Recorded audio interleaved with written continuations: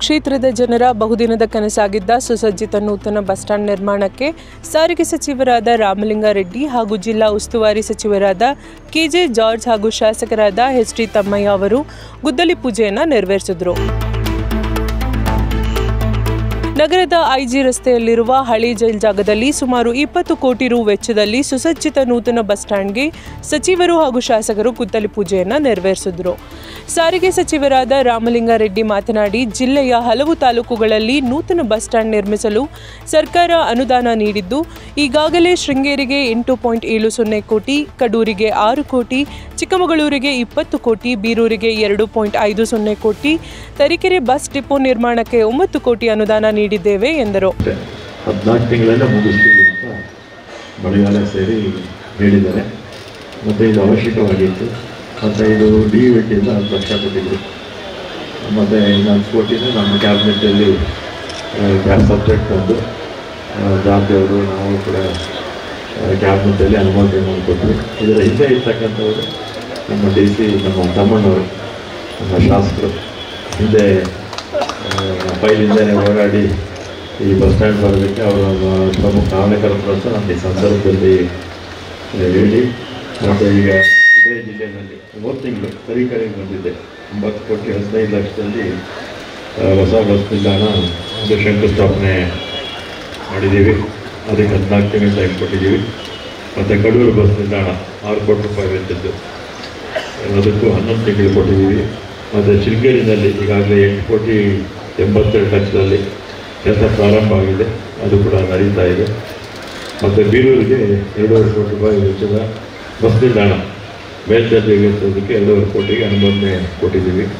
ಮತ್ತು ತರೀಕೆರೆ ಬಸ್ ಘಟಕ ನಿರ್ಮಾಣಕ್ಕೆ 9 ಗಂಟೆಗೆ 9 ಕೋಟಿಯಲ್ಲಿ ಅನುಮೋದನೆ ಆಗಿದೆ. ಅರಸೀಕೆರೆ ಅಂದರೆ ಅರಸೀಕೆರೆ ಹಾಸನಕ್ಕೆ ಬರುತ್ತೆ, ಅದರ ವಿಭಾಗ ಇಲ್ಲಿಗೆ ಬರುತ್ತೆ, ಚಿಕ್ಕಮಗಳೂರು ವಿಭಾಗಕ್ಕೆ ಬರುತ್ತೆ. 18 ಕೋಟಿ 19 ಕೋಟಿ 38 ಲಕ್ಷದಲ್ಲಿ ಮುಖ್ಯಮಂತ್ರಿಗಳು ನಮಗೆ ಬಂದು ಶಂಕುಸ್ಥಾಪನೆ ಮಾಡಿದರು. ಅವತ್ತು ನಾನು ಬೇರೆ ಕಾರಣದಿಂದ ಬಂದಿರಲಿಲ್ಲ. ಇಷ್ಟು ಈ ಜಿಲ್ಲೆಯಲ್ಲಿ ನಡೀತಾ ಇರ್ತಕ್ಕಂಥ ನಮ್ಮ ಇಲಾಖೆ ಕಾರ್ಯಕ್ರಮಗಳು. ಮತ್ತು ಇವತ್ತು ಸುಮಾರು 12 ವಾಟರ್ ಸೂಡು ಸುಮಾರು 2 ಕೋಟಿ 30 ಲಕ್ಷದಲ್ಲಿ ಅದು ಕೂಡ ಇವತ್ತು ಉದ್ಘಾಟನೆ ಆಗಿದೆ. ಮತ್ತು ಅದೇ ರೀತಿ ನಮ್ಮ ಇಲಾಖೆಯಲ್ಲಿ ನಮ್ಮ ಶಕ್ತಿ ಕಾರ್ಯಕ್ರಮ ನಿನ್ನೆಗೆ 600 ಕೋಟಿ ಮಹಿಳೆಯರು ಉಚಿತವಾಗಿ ಓಡಾಡಿದ್ದಾರೆ. 600 ಕೋಟಿ ಇಡೀ ದೇಶದಲ್ಲೆಲ್ಲ ಪ್ರಪಂಚದಲ್ಲೇ ಯಾವುದೇ ದೇಶದಲ್ಲೂ ಕೂಡ ಇಷ್ಟು ಹೆಚ್ಚಿನ ಮಹಿಳೆಯರು ಉಚಿತವಾಗಿ ಪ್ರಯಾಣ ಮಾಡಿದ್ದು ಎಲ್ಲೂ ಇಲ್ಲ. ಅದಕ್ಕೋಸ್ಕರ ನಮಗೆ ಅನೇಕ ಪ್ರಶಸ್ತಿಗಳು ಕೂಡ ಬಂದಿದೆ. 15,427 ಕೋಟಿ ಇದಕ್ಕೋಸ್ಕರ ರಾಜ್ಯ ಸರ್ಕಾರ ಖರ್ಚು ಮಾಡಿದೆ. ಜಿಲ್ಲಾ ಉಸ್ತುವಾರಿ ಸಚಿವರಾದ ಕೆಜೆ ಜಾರ್ಜ್ ಮಾತನಾಡಿ, ಚಿಕ್ಕಮಗಳೂರು ಎಂದರೆ ಕಾಂಗ್ರೆಸ್ನವರಿಗೆ ವಿಶೇಷ ಪ್ರೀತಿ, ಏಕೆಂದರೆ ಶ್ರೀಮತಿ ಇಂದಿರಾ ಗಾಂಧಿಯವರಿಗೆ ರಾಜಕೀಯ ಪುನರ್ಜನ್ಮ ನೀಡಿದ ಕ್ಷೇತ್ರ ಇದು. ಹಾಗಾಗಿ ಜಿಲ್ಲೆಯ ಯಾವುದೇ ಶಾಸಕರು ಅನುದಾನಕ್ಕಾಗಿ ಸಚಿವರ ಬಳಿ ಹೋದಾಗ ಅವರು ಇಲ್ಲ ಎನ್ನುವುದಿಲ್ಲ ಎಂದರು. ಸಂತಸದಿಂದ ಇವತ್ತು ಈ ಕಾರ್ಯಕ್ರಮದಲ್ಲಿ ಭಾಗವಹಿಸ್ತಾರೆ. ಬಹುಶಃ ನಮ್ಮ ಸಿದ್ದರಾಮಯ್ಯದೇವರ ಒಂದು ಮುಖ್ಯಮಂತ್ರಿ ಇದರಲ್ಲಿ ನಮ್ಮ ರಾಮಲಿಂಗಾರೆಡ್ಡಿ ಅವರು ಏನಂತ ಬಿಟ್ಟರೆ ಅವರು ಅಜಾತ ಶತ್ರು. ಯಾರೇ ಯಾವುದೇ ವಿಚಾರದಲ್ಲಿ ಅವರು ಕೈ ಕೊಟ್ಟರು ತುಂಬ ಸಮರ್ಥನೆಯಿಂದ ಅವರ ಕೆಲಸವನ್ನು ನಿರ್ವಹಿಸ್ತಾರೆ. ಅದೇ ರೀತಿಯಲ್ಲಿ ಯಾವುದೇ ಸಬ್ಜೆಕ್ಟ್ ಕ್ಯಾಬಿನೆಟಲ್ಲಿ ಬಂದರೆ ಅದಕ್ಕೆ ಅವರು ರಚನಾತ್ಮಕವಾದ ಒಳ್ಳೆಯ ಸಬ್ಜೆಕ್ಟ್ಗಳನ್ನು ತಗೊಂಡ್ಬರ್ತಾರೆ. ನಮ್ಮ ಕ್ಯಾಬಿನೆಟಲ್ಲಿ ಮುಖ್ಯಮಂತ್ರಿ DCM ಎಲ್ಲ ಸೇರಿ ಎಲ್ಲ ಸಂಪುಟ ಸಚಿವರುಗಳು ಸಮೇತ ಅವ್ರು ತಗೊಂಬರೋ ಯಾವುದಕ್ಕೂ ಇಲ್ಲ ಅಂತ ಹೇಳೋದೇ ಇಲ್ಲ, ನಾನು ನೋಡ್ತಾ ಇರುವಂಗೆ. ಅದೇ ರೀತಿಯಲ್ಲಿ ನಿಮ್ಮ ಚಿಕ್ಕಮಗಳೂರದು ಬಸ್ ಸ್ಟ್ಯಾಂಡ್ ತಗೊಂಬಂದಾಗ, ಯಾಕಂದರೆ ಚಿಕ್ಕಮಗಳೂರು ಅಂತ ಬಿಟ್ಟರೆ ನಮ್ಮ ಕಾಂಗ್ರೆಸ್ಸವರಿಗೆ ಸ್ವಲ್ಪ ಪ್ರೀತಿ ಜಾಸ್ತಿ. ಯಾಕಂದರೆ ಬಿಟ್ಟರೆ ನಮ್ಮ ನೆಚ್ಚಿನ ಇಂದಿರಾ ಗಾಂಧಿಯವರಿಗೆ ರಾಜಕೀಯ ಮಾರ್ಗಜೀವನವನ್ನು ಕೊಟ್ಟಿರೋರೇ ಈ ಚಿಕ್ಕಮಗಳೂರು. ಅದಕ್ಕೆ ಚಿಕ್ಕಮಗಳೂರು ಅಂದರೆ ಪ್ರತಿಯೊಬ್ಬರು ನಾವು ಹೆಚ್ಚು ಹೆಮ್ಮೆಯಿಂದ ಎಲ್ಲ ಕೆಲಸಗಳನ್ನು ಮಾಡಲಿಕ್ಕೆ ತಯಾರಾಗಿದ್ದೀವಿ. ಅದರಲ್ಲಿ ಸಮೇತ ಆಕಸ್ಮಿಕವಾಗಿರ್ಬೋದು ನಾನು ಇವತ್ತು ಚಿಕ್ಕಮಗಳೂರು ಉಸ್ತುವಾರಿ ಸಚಿವನಾಗಿ ಬಂದಿದ್ದೀನಿ. ಬಹುಶಃ ನಾನು ಒಂದು ಮಾತು ಅಲ್ಲಲ್ಲಿ ಹೇಳ್ತಾ ಇದ್ದೀನಿ, ನಮ್ಮ ಚಿಕ್ಕಮಗಳೂರಲ್ಲಿ 5 ಜನ ಶಾಸಕರಿದ್ದಾರೆ, ಸೀನಿಯರ್ಗಳಿದ್ದಾರೆ. ನೆಕ್ಸ್ಟ್ ರೀಸೆಂಟ್ಲಿಗಾದರೂ ನಮ್ಮಲ್ಲಿ ಶಾಸಕರಾಗಿರೋ ಒಬ್ಬರಿಗೆ ಮಂತ್ರಿ ಮಾಡಿ ಈ ಜವಾಬ್ದಾರಿಯನ್ನು ಕೊಡಬೇಕೆಂಬುದಾಗಿ ಈಗಾಗಲೇ ನಾವು ಮುಖ್ಯಮಂತ್ರಿ ಮುಖ್ಯಮಂತ್ರಿಯವರ ಹತ್ರ, ಡಿ ಸಿ ಹತ್ರ ಮತ್ತು ಹೈಕಮಾಂಡ್ ಹತ್ರ ಸಮೇತ ಹೇಳಿದ್ದೀನಿ.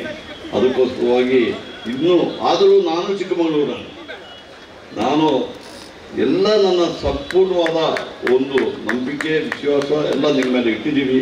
ನಿಮಗೆ ಬೇಕಾಗಿ ನಾನು ಸುಮಾರು 71ನೇ ಇಸ್ವಿಯಿಂದ ಚಿಕ್ಕಮಗಳೂರಿಲ್ಲಿದ್ದೆ. ನಮ್ಮ ಮೊಯ್ನುದ್ದೀನ್ ಇಲ್ಲಿ ಒಂದು ರೆಸ್ಟೋರೆಂಟ್ ಇತ್ತು ಸಿಟಿ ಬಸ್ ಸ್ಟ್ಯಾಂಡ್ ಮುಂದುಗಡೆ, ಅಲ್ಲೆಲ್ಲ ಆಗಾಗ ಹೋಗ್ತಾರೆ. ಅವ್ರ ಸಮೇತ ಕಾಂಗ್ರೆಸ್ಸಿನ ನಾಯಕರಾಗಿ, ಮಂತ್ರಿಗಳಾಗಿ ಎಲ್ಲ ಕೆಲಸ ಮಾಡಿದ್ದಾರೆ. ಬಹುಶಃ ಚಿಕ್ಕಮಗಳೂರ ಜನ ಭಾರಿ ಒಳ್ಳೆಯವರು. ಬಹುಶಃ ನಾವು ನೀವೆಲ್ಲ ಸೇರಿ ಚಿಕ್ಕಮಗಳೂರಿನ ಒಂದು ಏಳಿಗೆ ಮಾಡೋಣ ಎಂಬ ಮನಸ್ಸನ್ನು ಹೇಳಿ ಈ ನಮ್ಮ ಶಿವಕುಮಾರ್ ಅವರು ಒಂದು ಮಾತು ಹೇಳ್ತಾರೆ, ನಾವು ಭಾಷಣ ಮಾಡಿದ್ರೆ ಸಾಲದು, ನಾವು ಸಾಕ್ಷಿ ಗುಡ್ಡನ್ನು ಬಿಟ್ಟು ಹೋಗ್ಬೇಕು ಅಂದರೆ. ಇವತ್ತು ತಮ್ಮೇನವರು ಆ ಕೆಲಸ ಮಾಡ್ತಾ ಇದ್ದಾರೆ. ಎಲ್ಲಿ ಹೋದರೂ ಸಾಕ್ಷಿ ಗುಡ್ಡ ಇಲ್ಲದೆ ಇಟ್ಟುಬಿಟ್ಟು ಹೋಗ್ತಾ ಇದ್ದಾರೆ. ಬಹುಶಃ ಇದು ಶಂಕುಸ್ಥಾಪನೆ ಸಮಾರಂಭ. ಇದನ್ನು 14 ತಿಂಗಳಲ್ಲಿ ಇದನ್ನು ಮುಗಿಸಿ ಮತ್ತಷ್ಟು ವಿಜೃಂಭಣೆಯಿಂದ ಈ ಒಂದು ಬಸ್ ಸ್ಟ್ಯಾಂಡನ್ನು, ಹೈಟೆಕ್ ಬಸ್ ಸ್ಟ್ಯಾಂಡನ್ನು ಒಂದು ಇನಾಗ್ರೇಟ್ ಮಾಡುವಾಗ ಇನ್ನಷ್ಟು ದೊಡ್ಡ ಸಮಾರಂಭ ಮಾಡುವಾಗ ನಮಗೆ ಹಕ್ಕಿದೆ ಹೇಳಲಿಕ್ಕೆ, ಸಮಾರಂಭ ಮಾಡೋಣ ಎಂಬುದಾಗಿ ಹೇಳಿಕೊಂಡು ಶಾಸಕರಾದ ಎಸ್ ಟಿ ತಮ್ಮಯ್ಯ ಮಾತನಾಡಿ, ನಮ್ಮ ಕ್ಷೇತ್ರದ ಜನರ ಅನೇಕ ವರ್ಷಗಳ ಕನಸು ಈಗ ನನಸಾಗಿದೆ. ಇದಕ್ಕೆ ಸಹಕಾರ ನೀಡಿದ ಮುಖ್ಯಮಂತ್ರಿಗಳು ಹಾಗೂ ಎಲ್ಲ ಸಚಿವರಿಗೆ ಕ್ಷೇತ್ರದ ಜನತೆಯ ಪರವಾಗಿ ಧನ್ಯವಾದಗಳು ತಿಳಿಸುತ್ತೇನೆ ಎಂದರು. ಚಿಕ್ಕಮಗಳೂರಿನಲ್ಲಿ ಒಂದು ಹೈಟೆಕ್ ಬಸ್ ನಿಲ್ದಾಣ ಬೇಕು ಅಂತೇಳಿ. ಯಾಕೆ ಅಂತ ಹೇಳಿದ್ರೆ ಎಲ್ಲ ನಮ್ಮ ಚಿಕ್ಕಮಗಳೂರಿನ ಜನ Hassan bus stand, Shivamogga bus stand ನೋಡಿದಾಗ ನಮ್ಮ ಚಿಕ್ಕಮಗಳೂರಲ್ಲೂ ಈ ರೀತಿ ಒಂದು ಹೈಟೆಕ್ ಬಸ್ ಸ್ಟ್ಯಾಂಡ್ ಬೇಕು ಅಂತ ಕಾಯ್ತಾ ಇದ್ರು. ಆದ್ರೆ ಹಾಸನ ಶಿವಮೊಗ್ಗದಲ್ಲಿ ಮುಖ್ಯಮಂತ್ರಿ, ಪ್ರಧಾನಮಂತ್ರಿ ಆಗಿರ್ತಕ್ಕಂಥ ಕ್ಷೇತ್ರ. ಆದ್ರೆ ಆ ಮಟ್ಟಕ್ಕೆ ಆಗದೆ ಇದ್ರು ಇರೋದ್ರಲ್ಲಿ ಒಂದು ಅತ್ಯಾಧುನಿಕ ಬಸ್ ಸ್ಟ್ಯಾಂಡ್ ನಿರ್ಮಾಣ ಮಾಡಬೇಕು ಅನ್ನೋ ಒಂದು ಬಯಕೆ ನಮ್ಮ ಚಿಕ್ಕಮಗಳೂರು ಜನರದಾಗಿತ್ತು. ಹಾಗಾಗಿ ಎಲ್ಲೂ ಸಹ ನಾನು ಅಂತ ಹೇಳ್ಕೊಳ್ಳೋದಿಲ್ಲ, ನಾವು ಅಂತ ಹೇಳ್ತೇವೆ. ನಮ್ಮ ಸರ್ಕಾರ, ನಮ್ಮ ನೆಚ್ಚಿನ ಮುಖ್ಯಮಂತ್ರಿ ಸಿದ್ದರಾಮಯ್ಯ ಮತ್ತೆ ನಮ್ಮ ನೆಚ್ಚಿನ ಉಪಮುಖ್ಯಮಂತ್ರಿ ಡಿ ಕೆ ಶಿವಕುಮಾರ್ ಅವರ ನೇತೃತ್ವದ ಸರ್ಕಾರ, ಮತ್ತೆ ರಾಷ್ಟ್ರೀಯ ಅಧ್ಯಕ್ಷರಾದ ನಮ್ಮ ಮಲ್ಲಿಕಾರ್ಜುನ್ ಖರ್ಗೆ ಅವರ ಆಶೀರ್ವಾದ, ರಾಹುಲ್ ಗಾಂಧಿ ಅವರ ಆಶೀರ್ವಾದದಿಂದ ಇರ್ತಕ್ಕಂಥ ನಮ್ಮ ಸರ್ಕಾರ, ನಮ್ಮ ಜಿಲ್ಲೆಯಲ್ಲಿ ಇವತ್ತು ಏನೇ ಅಭಿವೃದ್ಧಿ ಕಾರ್ಯಗಳಾಗಿದ್ರೆ ಅದು 5 ವಿಧಾನಸಭಾ ಕ್ಷೇತ್ರಗಳಲ್ಲಿ ಅದಕ್ಕೆ ನಮ್ಮ 5 ಜನ ಶಾಸಕರ ಜೊತೆ ಸಂಪೂರ್ಣ ಸಹಕಾರವನ್ನು ನೀಡ್ತಾ ಇರ್ತಕ್ಕಂಥ ಹಿರಿಯರು, ಸಜ್ಜನರು ಆಗಿರ್ತಕ್ಕಂಥ ನಮ್ಮ ಜಿಲ್ಲಾ ಉಸ್ತುವಾರಿ ಸಚಿವರಾದ KJ ಜಾರ್ಜ್ ಸಾಹೇಬರು ಅಂತೇಳಿ ಹೆಮ್ಮೆಯಿಂದ ಹೇಳಲಿಕ್ಕೆ ಬಯಸ್ತೇನೆ. ಬಹುಶಃ ಈ ಬಸ್ ಸ್ಟ್ಯಾಂಡ್ ನಿರ್ಮಾಣಕ್ಕೆ 3 ಜನ ಮಂತ್ರಿಗಳು ಪ್ರಮುಖ ಕಾರಣ. ಒಂದು KJ ಜಾರ್ಜ್ ಸಾಹೇಬರು, ಇನ್ನೊಂದು ಸಾರಿಗೆ ಸಚಿವರಾಗಿರ್ತಕ್ಕಂಥ ಹಿರಿಯರು, ಸಜ್ಜನರು ಆಗಿರ್ತಕ್ಕಂಥ ನಮ್ಮ ರಾಮಲಿಂಗಾರೆಡ್ಡಿ ಸಾಹೇಬರು, ಇನ್ನೊಂದು ನಮ್ಮ ಆತ್ಮೀಯರು ಮತ್ತೆ ನಗರಾಭಿವೃದ್ಧಿ ಸಚಿವರು, ನನ್ನ ಆತ್ಮೀಯ ಸ್ನೇಹಿತರು ಆಗಿರ್ತಕ್ಕಂಥ ಸನ್ಮಾನ್ಯ ಬೈಂತಿ ಸುರೇಶ್ ಅವರು ಸಹ ಈ ಬಸ್ ಸ್ಟ್ಯಾಂಡ್ ಆಗ್ಲಿಕ್ಕೆ ಕಾರಣ. ಯಾಕೆಂದ್ರೆ ಪ್ರಥಮವಾಗಿ ಅವರು ಬೆಲ್ಟ್ ಇಂದ ಅವರು 10 ಕೋಟಿ ಅನುದಾನವನ್ನ ಕೊಡ್ತೇವೆ ಅಂತ ಹೇಳಿದ ಮೇಲೆ ನಾವು ಈ ಕಾರ್ಯವನ್ನು ಪ್ರಾರಂಭ ಮಾಡ್ತೇವೆ. ಆನಂತರ KSRTC ಇಂದ 10 ಕೋಟಿ ಅನುದಾನವನ್ನ ರಾಮಲಿಂಗಾರೆಡ್ಡಿ ಸಾಹೇಬರು ಕೊಡಿಸ್ತಾರೆ. ಈ ಬಸ್ ಸ್ಟ್ಯಾಂಡ್ ಆಗೋ ಸಂದರ್ಭದಲ್ಲಿ ಒಂದು 2 ಜನದ ಹೆಸರನ್ನ ನಾನು ಈ ಸಂದರ್ಭದಲ್ಲಿ ನೆನಪು ಮಾಡ್ತೇನೆ.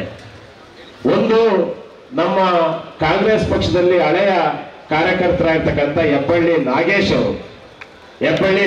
ಅವರು ಬಹುಶಃ ಅವರಿಗೆ KSRTC ಇದ್ರೆ ಒಂದು ಅವಿನಿರ್ತ ಸಂಬಂಧ.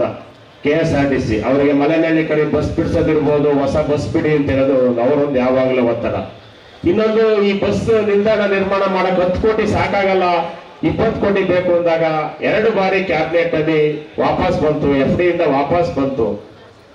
ವಾಪಸ್ ಬಂದಂತ ಸಂದರ್ಭದಲ್ಲಿ ನಾನು 10 ಕೋಟಿಗೆ ಮಾಡೋಣ ಅಂತ ಹೋದಾಗ ನಮ್ಮ ಪಕ್ಷದ ಹಿರಿಯರಾಗಿರ್ತಕ್ಕಂಥ KS ಶಾಂತೇಗೌಡರು ಫೋನ್ ಮಾಡಿ, ಇಲ್ಲ ಮಾಡ್ತೀರಿ, ಒಂದು ಹೈಟೆಕ್ ಬಸ್ ಸ್ಟ್ಯಾಂಡ್ ಮಾಡಿ, ಸ್ವಲ್ಪ ಲೇಟ್ ಆದ್ರೂ ಪರವಾಗಿಲ್ಲ ಅನ್ನೋ ಒಂದು ಮಾತನ್ನ KS ಶಾಂತೇಗೌಡರು ಅವರು ಹೇಳ್ತಾರೆ.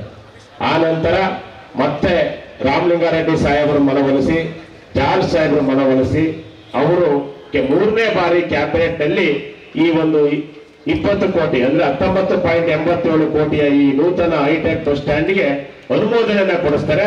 ಹಾಗಾಗಿ ಇವರೆಲ್ಲರಿಗೂ ನಾನು ಮೊದಲು ಈ ಕ್ಷೇತ್ರದ ಶಾಸಕರಾಗಿ ನಿಮ್ಮೆಲ್ಲರ ಪರವಾಗಿ ನಾನು ಧನ್ಯವಾದವನ್ನು ಸಲ್ಲಿಸಲಿಕ್ಕೆ ಬಯಸ್ತೇನೆ. ಕಾರ್ಯಕ್ರಮದಲ್ಲಿ ಶೃಂಗೇರಿ ಕ್ಷೇತ್ರದ ಶಾಸಕರಾದ TD ರಾಜೇಗೌಡ, ನಗರಸಭಾ ಅಧ್ಯಕ್ಷರು, ಉಪಾಧ್ಯಕ್ಷರು ಹಾಗೂ ಜನಪ್ರತಿನಿಧಿಗಳು ಭಾಗವಹಿಸಿದ್ದರು.